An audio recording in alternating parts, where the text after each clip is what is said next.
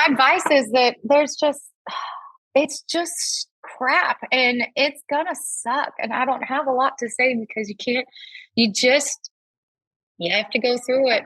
You just have to keep going because there's no other choice. And, when somebody tells you, oh, you're so strong, and it's okay to be mad at that too, because you didn't have another choice. What were you supposed to do? This is NICU Babies Parent Support with Kathryn Whitaker, a podcast from Hand to Hold, a national nonprofit that provides free personalized support, resources, and community before, during, and after a NICU stay. My conversations here focus on education and personal stories with medical and hospital professionals, counselors, therapists, and NICU moms and dads from across the country. So whether you're preparing for a NICU stay, you're currently there, or you're months and years past your stay, you belong here. The NICU is hard. We're here to help. I'm your host, Kathryn Whitaker, the mom of 6 children, including my very own NICU baby, and I'm so grateful that you're here. Howdy, everybody, and welcome back to the podcast. I'm really honored and touched that today's guest said yes. Our topic today is hard. It's about stillbirth. So we talk about death and dying. There's also a mention of suicide. So I'm telling you that if any of those are triggers for you, pause. Come see us next time, or pause and come back when you're ready. It's a topic that's important to me because I think it needs a platform. And several months ago, I was listening to one of my favorite podcasts. It is one by Anderson Cooper. It's All There Is, and it's really focused on grief. And I know that while not every baby leaves the NICU and there are families who are grieving the loss of a child, every NICU family is grieving the loss of something. It could be the loss of a normal pregnancy, the loss of what we thought was. Maybe it's the loss of a child that has a diagnosis and now they no longer have the life that we thought that they were going to have. I knew that grief was this central component of what it is that we live with as NICU moms and dads. And in this particular episode, we're talking about the greatest loss, and that's the loss of a child through stillbirth. And so I'm asking you to give us your heart and your ears as you listen to Katie really beautifully and really vulnerably share her story. And I'm really grateful. It's one that means a lot to me, and I think will mean a lot to you. And particularly if you are a mom or a dad who's listening to this, and you have either experienced a loss of a child through stillbirth, or that may be your path, I hope this one makes you feel seen. My guest today is Katie Talman. She is the mom of 4 children, 2 boys and twins. Baby B died as a result of vanishing twin syndrome, and her daughter Everly was born stillborn as a result of Turner syndrome. In 2023, Katie shared her grief and her story on Anderson Cooper's podcast, All There Is. She and her husband live with their 2 boys in Dallas, Texas. And so with that, let's have a really, really beautiful conversation. Well, I'm really honored to have a fellow Texan on board today. But Katie, you were someone that I heard on another podcast. We'll talk about that in a second. But when I reached out to you, I was so hoping that you would say yes, and I'm grateful that you did. The podcast that we're referring to is Anderson Cooper has a podcast called All There Is. It's a podcast primarily focused on grief. He shares a little bit about his own grief and his own family, and then has invited other people to step into that space with him. And there was an episode that he asked people to call in and say, share with me something that you've learned in grief. And you were one of the people that called in. And I'm curious, Katie, what it was that I guess prompted you or encouraged you to pick up the phone and say, I want to make this phone call and leave this message. Well, it was October of 2022. And I had a newborn and he was home napping, and I found myself weekly while Ryan was napping, listening to this podcast. And I noticed that after the loss of Everly, when my kids I've had 2 kids since, and I noticed that when they were little, that's when I really grieved her. And it's not that I wish I didn't have these babies, but I just missed her so much. And so every week I would listen to the podcast and just allow myself to really feel everything that I was going through and acknowledge my pain. And when I heard Anderson say, if anyone has anything that they learned through grief and they feel like they could share it, here's the number. I just thought, you know what? I've listened to this season and it has helped me tremendously. But I couldn't help think about the women that were in the same group that I was in, a mom who had lost a baby. And so I felt compelled to share that. And I didn't hear from anyone until the summer, and I didn't anticipate hearing from anybody. So after the voicemails were sent in, the next episode or 2 episodes later, he played a lot of voicemails and mine wasn't played. And that was okay that it wasn't. I just never thought I would hear anything from anybody. But it felt really good to just leave a voicemail. And I actually ended up getting a copy of my voicemail, and it's like 5 minutes long. I actually called, then it cut off, and I called back again and I was like, "Hi, I'm back. I'm still here," and and finished it out. But I was just in a lot of pain that day. And it was therapeutic to just call and share. What was your question? No, that you totally. I was curious because I think sometimes when we go through hard things, sometimes we share that story or that moment with a friend. And so I think it takes a lot of bravery and a lot of vulnerability to pick up the phone and share that with someone else, not knowing, like you said, you didn't know if he was going to use that or what was going to come of that, but just I think sharing it, I think sometimes gives validity and I think power to the story. I'm curious, before we get into a little bit of the story, Katie, why did you guys choose to name your daughter Everly? Where does that name come from? I heard it and I loved it. And it just kind of popped in my head out of nowhere one day, talking to a friend before we were pregnant. And I just said, I really like the name Everly. And now Grace has been a long time favorite. I've always wanted to have a little girl and have her middle name Grace. I had a very hard time naming Everly. I didn't find out she was a girl until I knew she was going to die or was most likely not going to make it. And before, she'd been considered baby A because we had twins, and she was baby A and then there was baby B. And so I thought, okay, I'll name this baby something that starts with the letter A. It's hard to admit, and I don't know that people would understand unless they've been through it. It was so difficult to name a child that I knew wasn't going to come home.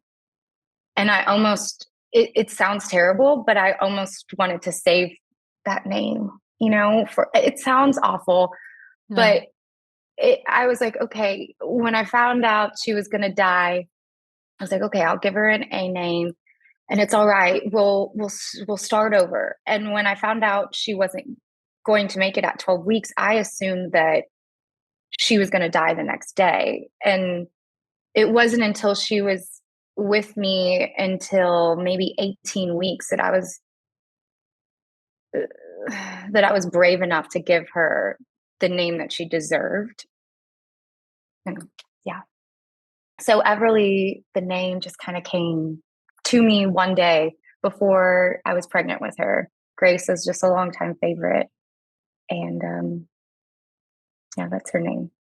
I think it's a beautiful name. I think you chose I think it's a beautiful really well. name too. Yeah. Everly Grace. How beautiful. I've never heard that. We have a Grace, but I've never heard of Everly Grace, and I thought it was really beautiful. I always like to hear where it comes from. I think our names are our identities, and I think it was a beautiful name. So thank you for sharing that. So when you guys got pregnant, so this was your first baby, did y'all have history of complications? Like, was there anything medically going on? Like, did you have any reason to believe that there might be a complication or some challenges with your pregnancy? No, not at all. Other than I knew the statistics of 1 in 4. My husband and I knew that I couldn't get pregnant on my own. I've always known I have amenorrhea and likely don't ovulate. I don't have cycles without getting progesterone, and I wouldn't ovulate without Clomid. So I knew that there was a chance of twins, but no, I had no idea that I could have any complication. And when baby B passed at 9 weeks, we had a lot of certainty, and even from our doctor, that this is the remaining baby is great. You've already made it past the most critical stages of the first trimester. Everything is going to be fine. So when was it not fine? So we couldn't do the NIPT test because there were two. And so we went into the MFM, my maternal fetal medicine doctor, at 12 weeks. And before we did that, we met with a genetics counselor. They just make everyone do this. And I was so arrogant. I'm just so excited to see my baby on the big screen. And they're talking about what they're looking for, which is presence of the nasal bone and a few other things. They talked about if there was fluid behind the neck.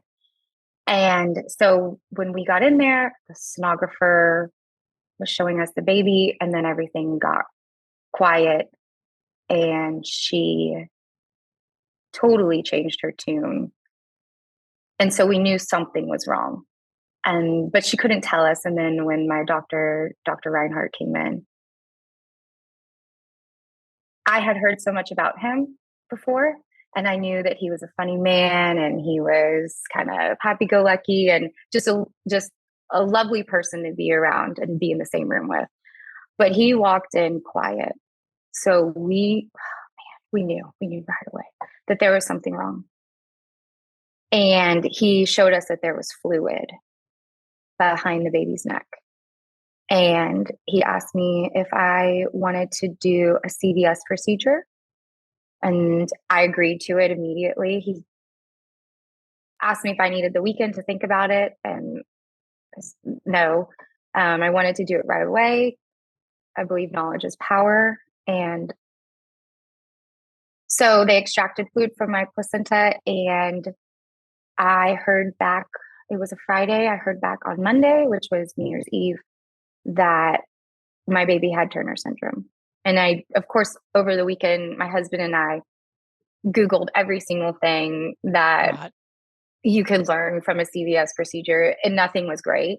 So as soon as she said Turner syndrome, and she asked me, this was the genetics counselor who called, she asked if I wanted to know the gender. And like, I already know what Turner syndrome is. I know I have a little girl. So Turner syndrome only occurs in little girls. Yeah. Yeah, it's the absence of the second X chromosome. So what did you guys know? What did you learn about Turner syndrome and all those weeks that you were pregnant? I learned that most babies with Turner syndrome die in the first trimester. I learned that it was more rare to still have her beating into the second. I learned that it's extremely hard for the baby to get through the time in the womb. So Everly was really swollen, and she had hydrops and cystic hygroma. The body, her body was showing signs of her condition by swelling. I learned that she was really tough and that it was rare for a baby, her gestational weekage, to still be alive and her heart beating. I learned that there are tons of people living with Turner syndrome, and a lot of people don't find out until maybe they're going through puberty and things aren't doing what they normally do. Some girls don't, it might be delayed in puberty, absence of a cycle. Which I think part of this gave me some false hope, because she had survived so long that I thought, okay, well, she'll make it because she's already beat most of the odds. That was my feeling in the second trimester. In the first, as we were getting out of the first trimester, up until like maybe 14 or 15 weeks, I just expected every day that she was going to die. I expected to go to the bathroom and there would be blood. Even though I had a Doppler and I knew that So I had a Doppler. The Yeah. So Doppler tell was me, great. yeah. So tell us about that. So we got the Doppler after baby B died. I like overnighted one. I was like, I just need for my own sanity to be able to hear this baby and make sure that this baby was okay. And this was before we found out that she had Turner syndrome. And then it turned into a lifeline. I mean, we used that Doppler every single morning and every single night. There were times I had to come home from work and my husband would meet me. He just, we had to be together. We had to do it together. There were times that we thought maybe she had died, just a feeling I would get, or just my anxiety. The Doppler was the best thing that I had. I could say it was a little obsessive, but really, I think that if you weren't walking in my shoes, it was necessary. It was necessary. It was great. Tell us about the day that Everly was born. Oh, man. The day she was born or the day that I knew she died? Why don't we start with, I know that you told us about the Doppler and how it was your lifeline. I think let's start there. So Tyler and I were with friends the night before. It was one of my good friend and neighbor's birthday. And we came home from that birthday party and we listened to her. And I'd just been around a bunch of pregnant people and people with new babies at this party. And it was rough. So when we went to bed, we listened to her and her heartbeat was very strong. And she sounded great. And she was 23 weeks at that time. But our 22-week appointment was devastating. This appointment, she had not grown for over a month. We saw on the screen, the size, based on a baby's size, it'll kind of give you the weekage. We saw her due date change, and she was no longer due in July anymore because the measurements weren't adding up. The computer couldn't understand it. And her lungs were compacted and she wasn't growing and her heart was suffering. So we didn't think we'd make it back to her next appointment. But when we went to bed, now she's 23 weeks and she sounded so good. My husband and I thought, wow, we're going to make our next appointment. I think we can do it.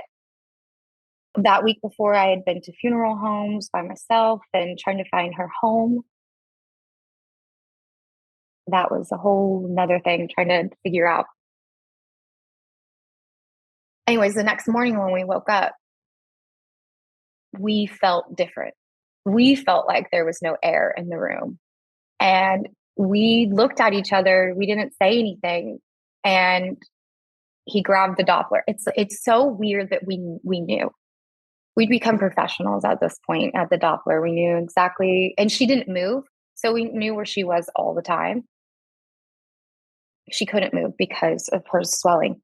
And it was silent. And I made him try again and again and again.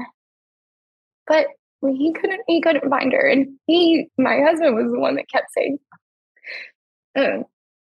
she's gone. She's gone. And I was like, no, she's not. She's not. Just let me go take a shower.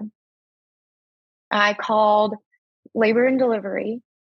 Well, first I called my doctor's office. It was the weekend, St. Patrick's Day. It was a Sunday. And so they told me to call labor and delivery. And I did. I let them know we would be coming.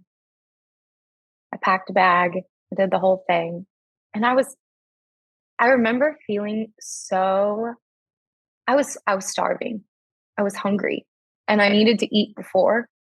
But I remember feeling like this sounds so weird, but I remember feeling like I didn't deserve to go get lunch before because why am I hungry? My baby, like, does this make sense that like my baby's not alive? Why am I starving? It's not like I need the extra calories right now. So we grabbed lunch and we went to labor and delivery and we met Carol Gentry. She was the nurse that specializes in bereavement and she was very gentle with me. And she looked and confirmed that there wasn't a heartbeat. So I didn't know what to do. And it was a different doctor on call than my doctor. Dr. Richards wasn't the one there. And what the doctor wanted to do, the medicines she wanted to start, I didn't know. And they were so kind and called Dr. Richards for me. And he confirmed, yes, this is the steps I would take too. So I took the medicines that they wanted me to take, Cytotec and Laminaria. They stuck some seaweed strips inside to expand my cervix and open it. And Everly came on Monday evening. And there was a lot of trauma in between in that my uterus almost blew. Overnight, they weren't monitoring me and they were giving me medicine without checking on me and putting the monitor on my stomach to monitor my contractions. And it ended up being okay. I ended up having to have 2 TURB shots, which stops your contractions, which they give those to, they don't give those to people with dead babies. That's how serious it got and kind of how neglected I was in there overnight. But then the next morning, Carol came back and she was there and she was helping me through everything. So sweet Carol was there through my labor and having Everly. And when she came out, before she came out, I panicked because I wasn't ready for her to leave. And then she came and I was so devastated. But after they handed her to me, it was the most evident God thing I'd ever felt, that my whole body just was covered in just pride for her, love for her. And I was able to really soak in the time that I had with her. And I can't thank God enough for just carrying me through that moment so that I could be present with her. Because right when she came out, I was so broken. She exited and it was over. But then they cleaned her up and they wrapped her because she was leaking so much fluid. And when I got to hold her, it was just so much pride, looking at her features and her nose and her little eyes and her fingers. And I was just so proud that we made her, even though she wasn't alive and she wasn't crying and breathing. I was still very, very proud of her and of myself for creating a child. Katie, I think it's important for me to pause before I have other things that I want to ask you, but I just want to pause and say thank you. I know that when we share our hardest days, it costs us something. And I'm grateful that you felt like this was worth the cost to share your hardest day with all of us. So thank you. You're welcome. Thank you. Thanks for allowing me to. It's such a gift. It's such a gift to be able to talk about her, because I don't get to talk about her often. And not like this, Yeah. not with someone that's truly listening and absorbing it. And I might be talking too much and I might be ranting, but it's a gift for me. I'm curious, Katie, you were sharing about your nurse, and how did they connect you to like a palliative care team? I know that palliative care, certainly with kids, has been around for a long time, but when it comes to infants and babies, not very long.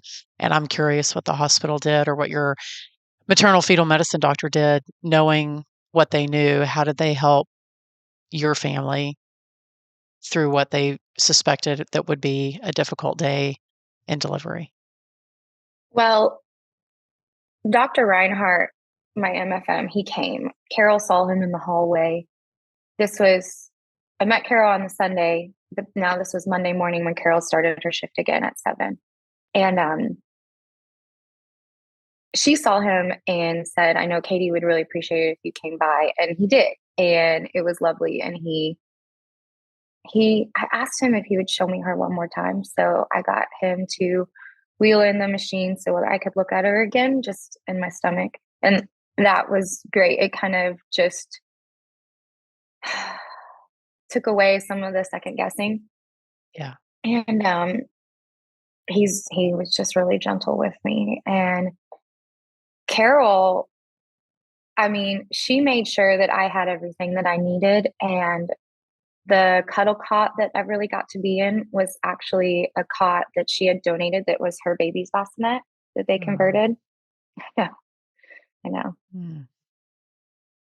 Carol kept up with me I still keep up with Carol. It's been 5 years now. She got to deliver Luke, my rainbow baby.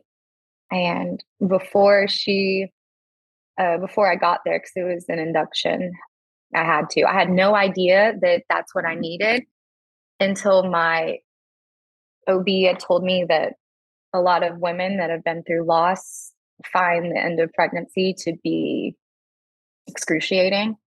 Yeah. And many choose to be induced. And that was the first I'd ever thought about it. And then it made complete sense. So I was able to schedule with her. She decorated the room the night before with rainbows and butterflies so that when I got in there, it was so special for me. When I was at the hospital, the chaplain did come and prayed over us and Everly. And it wasn't until I had gotten home that I received a hope box. I didn't get that while I was there. And I've read stories, because now I'm in this club. And so I know too much about dead babies. Some people have photographers that come by and different things. We personally didn't have any of that. And it's okay. Yeah. I think the reason I got a hope box afterwards was because my first Mother's Day without Everly, which I think was the worst day of my life. Absolutely the most pain I'd ever been in. There's a little girl buried next to Everly, and I met her mom. And I gave her my info, and she was able to get me hooked up with the Hope community here in Dallas. And so they were able to send me resources and different things. Well, I don't think when anyone goes through major trauma, you certainly don't look around and say, what is it that I think I need right now? I mean, you're just trying to survive to the next moment. And it's not until you look back that you say, oh, maybe if someone had said this, maybe if someone had done that. But I think that you are just trying to make to the next moment and then the next moment and then the Mm-hmm. next moment. Katie, I'm curious. I think this may be a question that maybe a lot of moms, especially, may look to you to say, how did you walk out of that hospital without Everly in your arms? I don't know. I now, years out, 5 years out, look back and think about that Katie. And I am heartbroken for that Katie. I don't know how she did it. I don't know how I left that hospital without her. I don't know how I got through those few months. I took 2 weeks off of work. I don't know how I didn't take longer. I I don't know how I did it. I can say that little things that helped me were buying every single thing that the Container Store had. And if I could get something in my life organized, I felt better because inside I was total chaos and a wreck. I am a believer, and it's like the footprints poem. I don't know it by heart, but like the footprints in the sand. And it's the time when Jesus is walking next to you, both of your footprints are in the sand. But the times when Jesus carries you, and there's just his footprints. I know that that he just carried me through that time. I don't know how I don't know how I got through it. I really obsessed with getting pregnant again. And I was so fortunate to be able to get pregnant again. I like I said, I need help and my doctor has to sign off on it. My MFM wanted me to wait an entire year and my OB said 6. But I think that somehow he let me take Clomid at 4 months, because 4 months since she had died, because my mental health wasn't great. I was I think that might be a struggling. question that a lot of people might wonder, Katie, if they've experienced loss, or maybe if they haven't experienced loss. Like, after going through what you went through, how did you, I guess, find the encouragement to do it again, not knowing whether you were going to get pregnant with a boy or a girl, or even if you could get pregnant? How did you how did you overcome what you knew could happen and hope that something might happen differently? This podcast is produced by Hand to Hold, a national nonprofit, but we're more than simply a podcast. Be sure to download our app in the Apple Store or on Google Play, or you can visit our website to discover all the ways that we can support you as a NICU parent at handtohold.org. You can join one of our support groups, sign up for counseling, find loss and bereavement support, request a peer mentor, or check out our educational resources and family stories. And all of that is at no cost to you. I had to. I had to. I believed my doctors when they said that this was a fluke. Her karyotype was done, and it didn't show any mosaicism. So I think I said that right. Yeah. And that meant that it was likely that there wasn't anything in there that I was a carrier for, because her second X chromosome was completely gone and not partially. I believed them. I believed that this was a fluke and that we could try again. And so I didn't have this fear that it was going to happen again until I was pregnant. At that point, when I was pregnant, I thought that I was going to lose the baby every day. And I was confident that I was experiencing a chemical pregnancy. I can't tell you how many pregnancy tests I took for my second pregnancy. So many. But I had to, because when I lost Everly, I had this empty arm syndrome where I felt like a limb was gone, and I needed a baby again. I had to. It was so bad. It was the first time that I was so confident that I was okay with dying, that I was ready to go to heaven. I was ready to go home. I was done with this world. I needed to be with my daughter. And, but if I couldn't be with her, then I needed another child.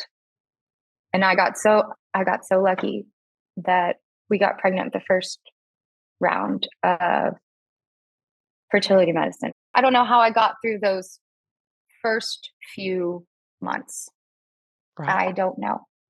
I don't know how I didn't run back after the nurse who took Everly away, that wheeled her away, and I went one way and she went the other. I have no idea how I didn't. I think this Katie would, but the Katie in that moment that was so living like an out of body experience.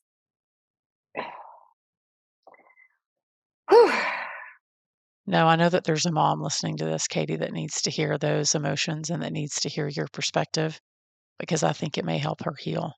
I think as I'm listening to you relive some hard moments, I'm also thinking there must have been a lot of things that changed too in your marriage, with your friends, with your family. Like, what were some of the things that you also grieved, that you also lost after Everly passed away?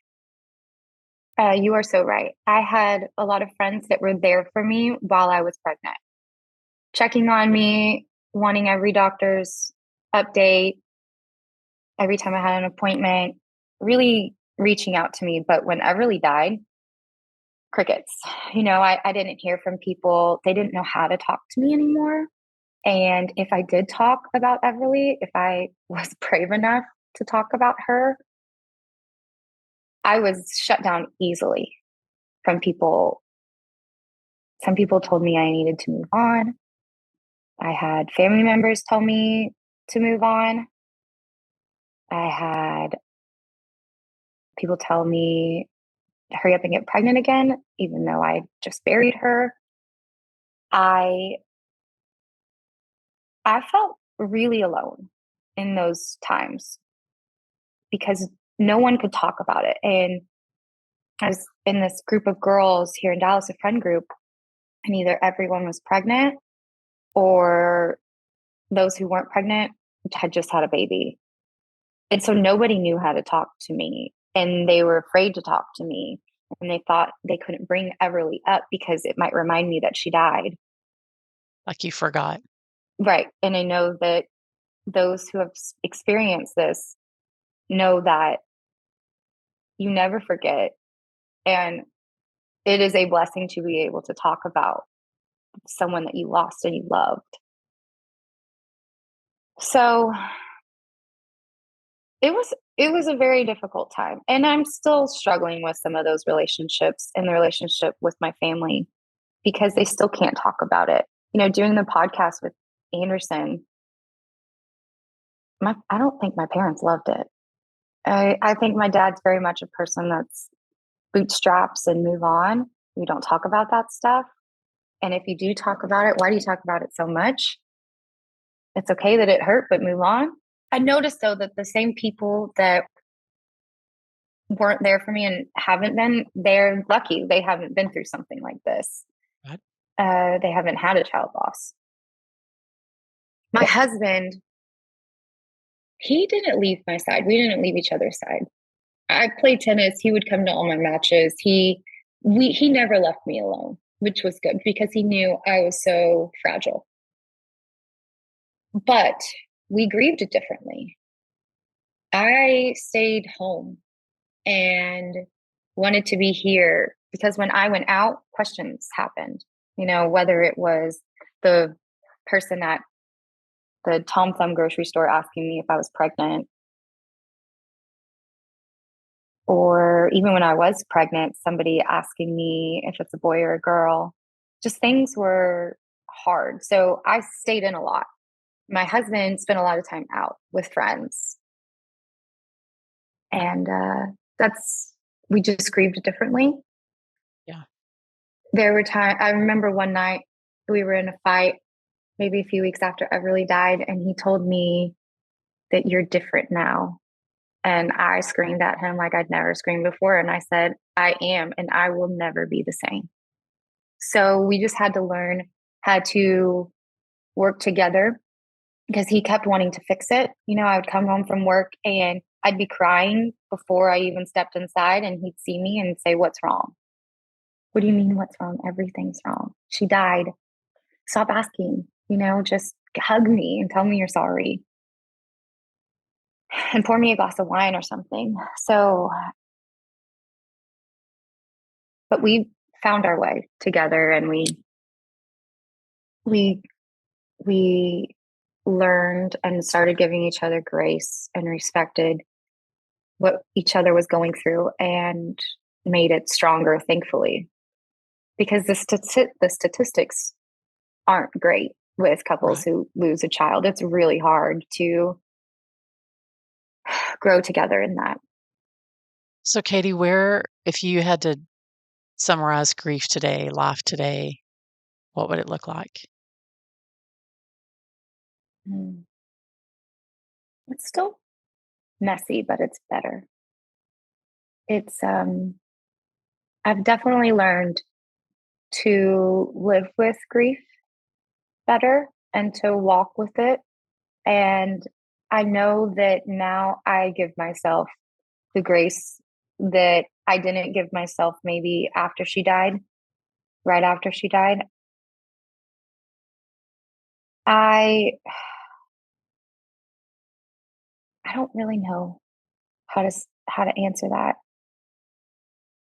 I don't I'm okay. I'm better now than I was. I have 2 children here to live for. They're adorable, by the way. They are adorable. Luke and They're Ryan are very so adorable. great. They're really cute. They are so cute. I don't really know how to answer how I'm doing now with my grief. I'm more confident in it. I'm more confident in sharing my feelings, and I feel like maybe it's a mission to help people feel more comfortable to share theirs. Right. I really try to hold space for people and to pause for them when they are going through a difficult time. Somebody said that to me after Everly died. She said, I paused for you, and it was really impactful. And Wow. so I try to do that for people. After you go through all of that, I think there might be some people asking, like, how did you, I mean, you told us about your 2 adorable little boys, but how did you find joy again, Katie, in the things that you do as a family and as how you operate as a mom? Well, I mean, it's just being with them. I mean, I'm trying so hard to stay present with my children and to make memories with them. I was born to be a mother. It is what I have always wanted, my heart's desire. I, started babysitting when I was 10 because I was always prepping to be a mom. So I'm living the dream now. I'm just trying so hard to be present with my kids and Yeah. to show them love and to make them laugh, and how do I find joy? Just with them. And then also when I need to get away with it from them, I go play tennis. So I find joy in that as well. When we talk about hard things, there's no right way and wrong way, and there's no good way and bad way. I think there's just an honest way, and I appreciate you being honest. Yeah, I love talking to my kids about Everly. Luke, my just turned 4-year-old over the weekend. We see butterflies. He says, Everly, we talk about heaven. He says, Everly's in heaven. He's dying to go there. And so I tell him, me too, buddy, but not yet. We still have some work to do here together. He's so sweet about it too. And he tells me that he's seen her. And I don't know if that's, him being little or if it's real, but I like to think that she gifted us Luke, that she sent him. Our preemie's name is Luke. It Oh, must be yeah. something it must be something about the name Luke. Wow. A bright light. I mean, Yeah. it had to Yeah. be Luke. When we found out that we were having a boy, we knew his name immediately because I had read that Luke meant a bright light, light giving, and that was Yeah. it. That was the easiest name in the world. Same. We just love that name. It's such a good, strong, beautiful name. It Okay, is. I'm gonna give you a choice. I'm gonna give you 2 questions, and I'll let you choose which one. And you can answer them both, or you can answer neither one of them. I'll give you that. Okay, so the first question is, how do you honor Beverly's life? So many ways. Every day would be something like, okay, I always have my E on. And when it's something important like a family photo or something like this, I've always got my butterflies on. But every year on her due date, 7/11, July 11th, I go to the hospital where she was born with a box that I fill with gifts that I would have loved to have given her. And I go to the nurse's desk and I say, could you please give this to a mom who delivers a baby girl on 7/11? And it might sound weird to some, but I allow myself to really feel it, to walk down that hallway again and to give that gift to a mom of a healthy baby girl. And baby B, how we honor that little baby, which I don't know if it's a boy or girl, but I just in my heart know that it's a boy. So I can't wait to find out one day in heaven when, someone yells mama and runs towards me. Baby B passed the same week as when the Salvation Army angel trees are due.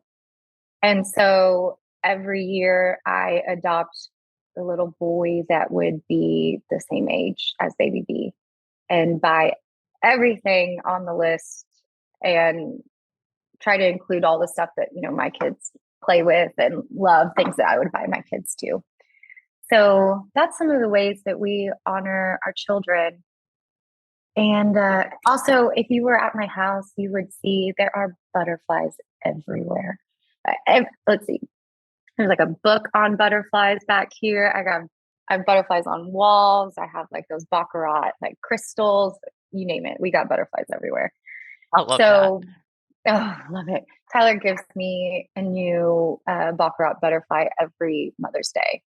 So just, every Mother's Day. It's sweet. It's hard. And then you can count them and like visually see how many years it's been without her. And then the second question is, if there's a mom listening to this and she's experiencing stillbirth, what would you want her to hear? I had heard that it gets better. And I didn't believe it. But it does. It gets better. It'll always be painful. It'll always hurt. But like I said, I've learned to walk with grief differently. And I'm not completely consumed by it like I used to be. I can breathe again. But it's okay to feel it, and it's okay to revisit it. It's okay to be sad. And I just wish I could hug that mom and tell her that people are going to disappoint you. They're going to say things that really suck. And often they don't know what they're saying. By, when they tell you that, at least you can get pregnant again, that's going to hurt really bad. Because you can't erase it sounds like people are trying to erase it and to get rid of them and to move on, and like your baby didn't matter. So just know that people are going to say things that really suck. And as much as you can, stick up for yourself. Don't let someone tell you how you should be grieving. Spend some time outdoors. Get your hands dirty, plant some flowers, do what you can. And maybe you can be different than I was, because I didn't go get counseling. I sought help with talking to people online that were in similar situations. The Turner Syndrome group that I'm in on Facebook, especially after she died, I would reach out to the moms that wrote in the group, I just lost a baby. What do I do? And I would walk people through what it was going to be like to be induced and what my timeline was like, and prepping people, reminding them to make memories with their baby while they could, take pictures and do this.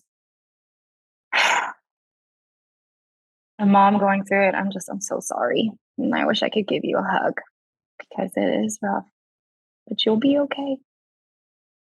You'll be okay. What would you say?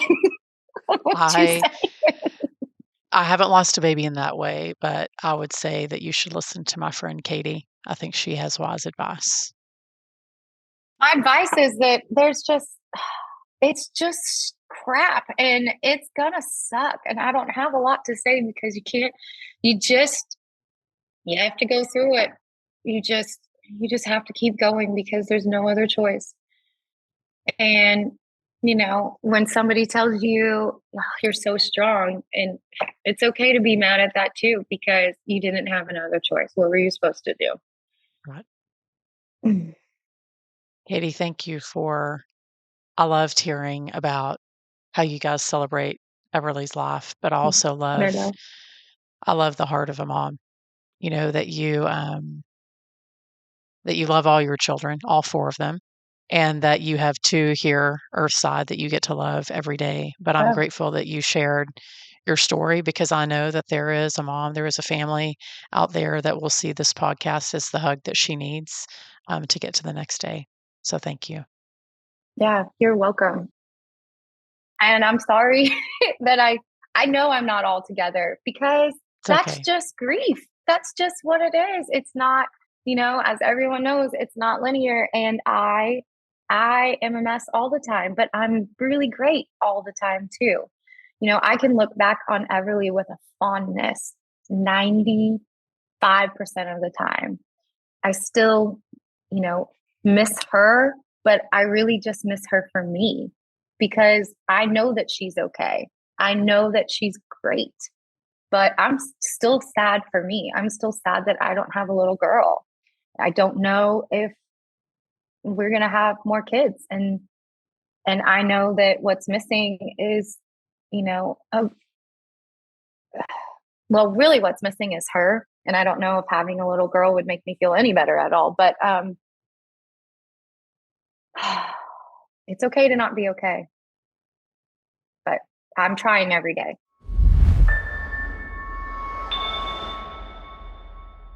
I'm not sure. I'm not really sure how to summarize such a poignant, vulnerable story as Katie's.